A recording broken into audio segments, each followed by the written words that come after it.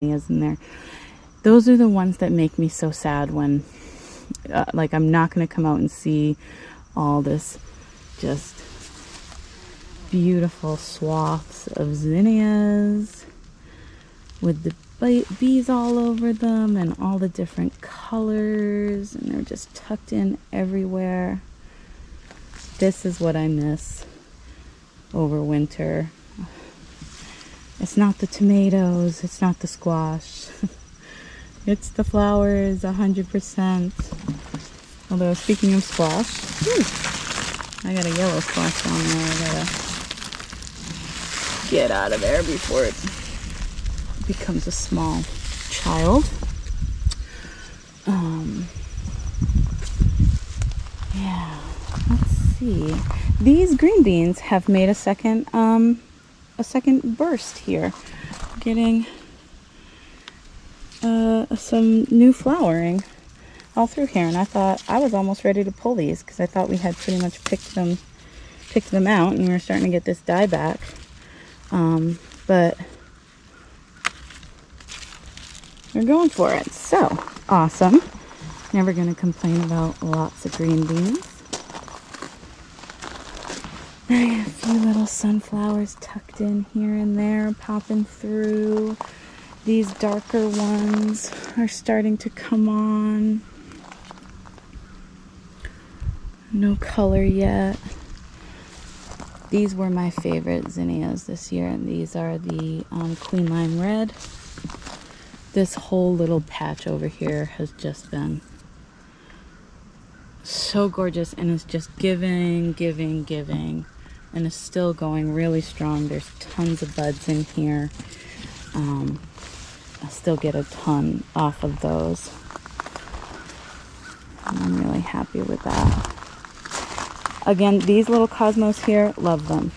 I cannot remember again what they are called, but they are shorter. I'm going to try some more shorter varieties of cosmos next year because I really like how they've created a little sort of hedge here and given a border to this, but not blocked out any of the other plants that are growing in here. And, you know, they've given a little bit of protection for some stuff like the basil and things like that, but they haven't crowded anything out. And I still get this really pretty cosmos wild look without it actually being absolutely wild. I mean, look at this thing. Look at this plant. That's one plant. That's one seed. Cosmos are givers, that's for sure. But, and this again, I think it's that gorgeous color. Does not last in the vase. Barely lasts on the plant. It needs to be deadheaded constantly, unfortunately, because it's so gorgeous. But I don't think I'm going to grow them again. They're just too much. They're too much. If I do end up growing them, I might end up putting them in when I start this border over here. So all of these trees and things are going to get cleared out, and this is going to be raised up a little bit, maybe about a foot or so, filled in up about a foot with a little retaining wall here. And then I may end up having a small shed over here, so I can have a spot to keep like tools and lawnmower and things like that. I don't have anything like that. I don't have a garage or anything like that, so I may end up having a small shed, maybe like a, you know, like a 5x5 or 4x5 or something like that type shed here. But then this is, in my mind, I really want it to be sort of more like wildflowers and native, you know, plants for this whole side of the border. And then these are the cement blocks that I pulled out of the ground on the in the shady woodland on the south side of the house. These things are huge. I can't even tell you how much they weigh. It took me and my daughter to pull these out and wheel everything over here. I think we did it in like four batches.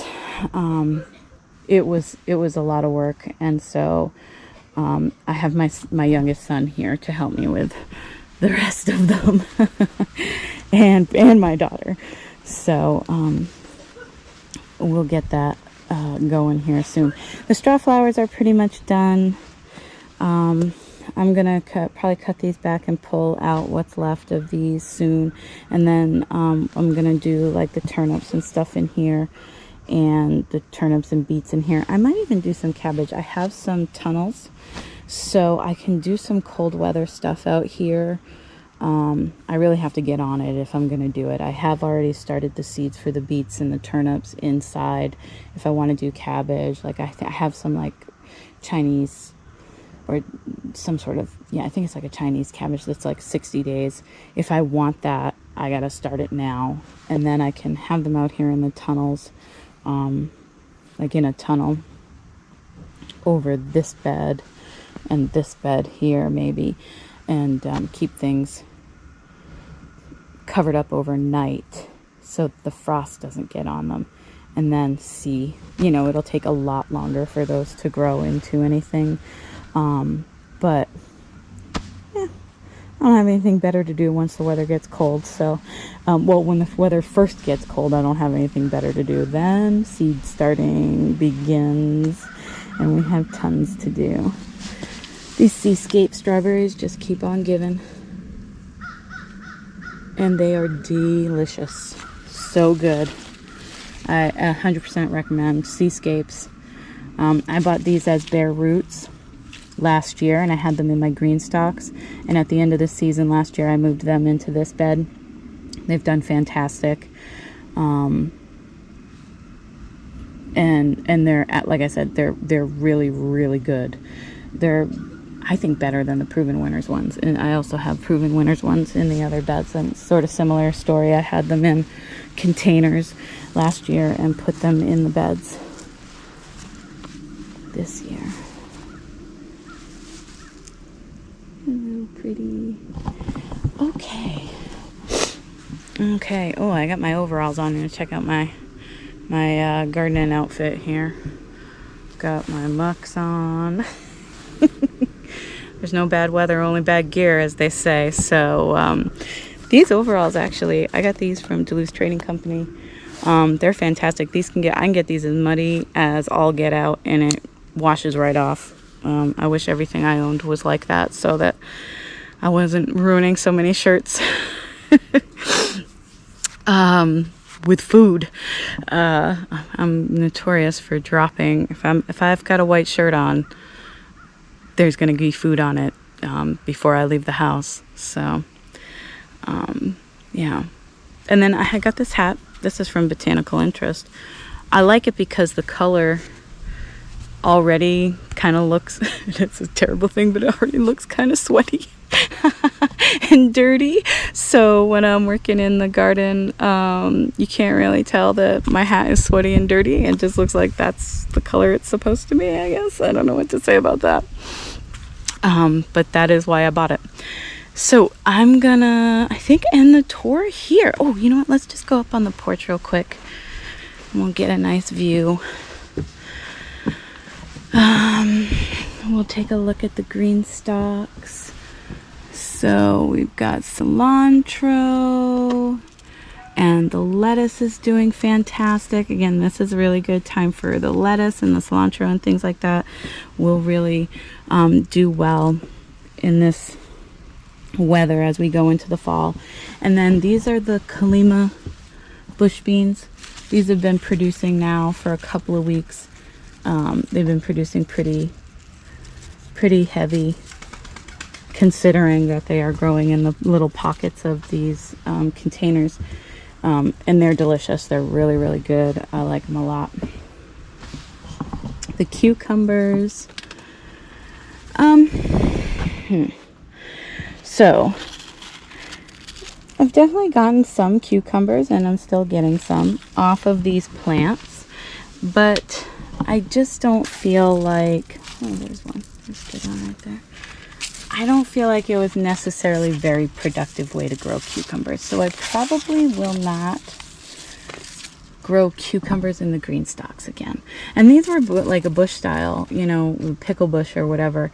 And so I was hoping for more off of these.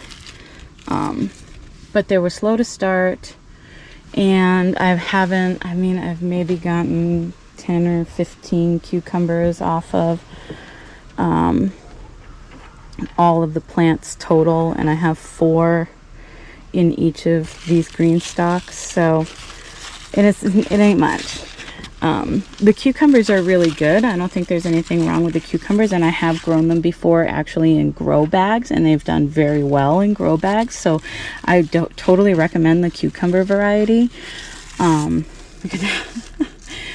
just don't think that the green stalks are the right place to grow them, or you would have had to have fed them a lot more. And I feed once a week. Well, I actually haven't fed now in a couple of weeks, but normally I feed, you know, throughout most of the season, I'm feeding once a week. Towards the end of the season, it's like, well, you know, I'm not gonna feed much more. So all my containers though get fed, and so these cucumbers got a very strong, good starter soil. And then they got fish emulsion once a week, all summer. So I just was hoping for more from them, and I just don't think it's the right environment. Nothing against the green stalk, nothing against the variety, just not the right environment. Same thing with the topsy-turvies and the Barry's Crazy Cherry. My thinking was Barry's Crazy Cherry produces this massive amount of, you know, trusses and fruit and things like that, and how great would that be to grow in a topsy-turvy. Total fail. Total 100% fail. These things have been in here all summer long. This was a total fail. We barely got any fruit off of these things. I think it's because the berries needs more heat. So it may have worked if we'd had a more hot summer with the Barry's Crazy Cherry, but this year it did not. So I think next year I was going to do some sort of like flowering situation next year, but now I'm thinking I'll probably end up doing tomatoes again, but I'm going to look for a more like a patio variety of cherry, and something that is that can handle it if we have another cool summer. So this one, same deal, just a total fail. I mean, the tomatoes that we did get are tasty though. They're very yummy. So recommend the variety, recommend the topsy-turvy. I've grown in topsy-turvies before, and I know a lot of people are like, oh, they're tacky, whatever.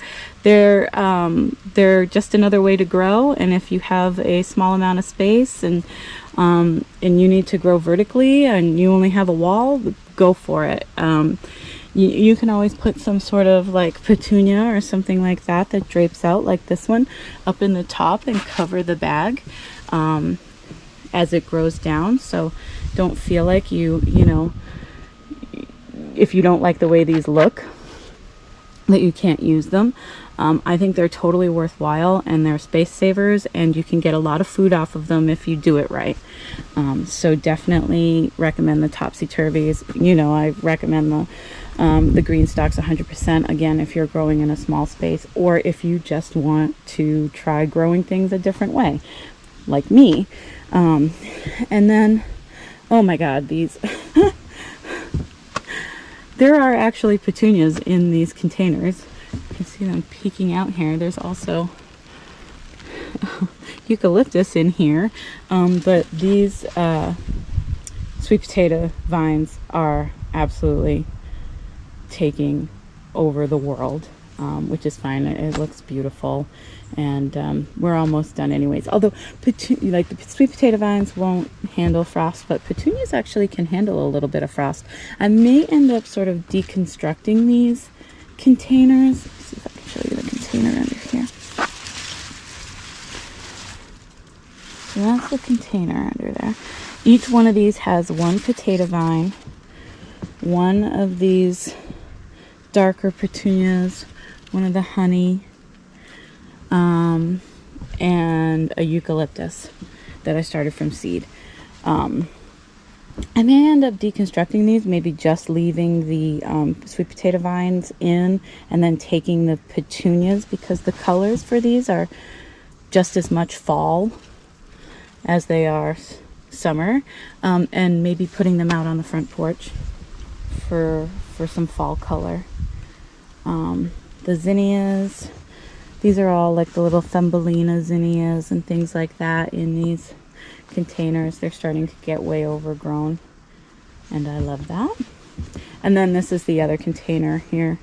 You can see the petunia hanging out more on the bottom, and the sweet potato vine is just